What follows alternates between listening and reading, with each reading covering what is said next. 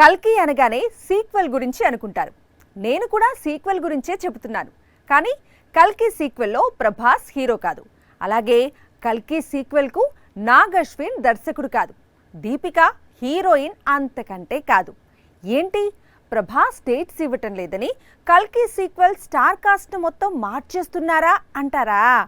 ఆ విషయం తెలియాలి అంటే ఈ స్టోరీ చూడాల్సిందే. గతేడాది టాలీవుడ్ నుంచి రిలీజ్ అయి పాన్ ఇండియాను షేక్ చేసింది కల్కి. బాక్స్ ఆఫీస్ దగ్గర 1000 కోట్లకు పైగా వసూళ్లను అందుకుంది. అప్పటి నుంచి సీక్వెల్ కోసం ఆసక్తిగా ఎదురుచూస్తున్నారు కల్కి అభిమానులు. అయితే కల్కి సీక్వెల్ వచ్చేలోపు కల్కి సీక్వెల్ లాంటి సినిమా మరొకటి తెరకెక్కుతోంది.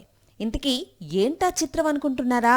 అదే రాజమౌళి దర్శకత్వంలో మహేష్ బాబు నటిస్తున్న మూవీ. అదేంటి, కల్కి సినిమా స్టోరీ లైన్ తోనే రాజమౌళి కొత్త చిత్రం కూడా తెరకెక్కుతోందా అనే డౌట్స్ రైజ్ అవుతున్నాయి కదా. భూమిపై ఉన్న చివరి నగరంగా కాశీ క్షేత్రాన్ని చూపించాడు నాగ్ అశ్విన్. ఇప్పుడు కాశీ చుట్టే రాజమౌళి కూడా కొత్త సినిమా తెరకెక్కిస్తున్నాడని సమాచారం. ఈ విషయం బయటికి ఎలా తెలిసింది అంటే, కాశీని తలపించే విధంగా చిత్ర యూనిట్ అద్భుతమైన సెట్ వేస్తోందట.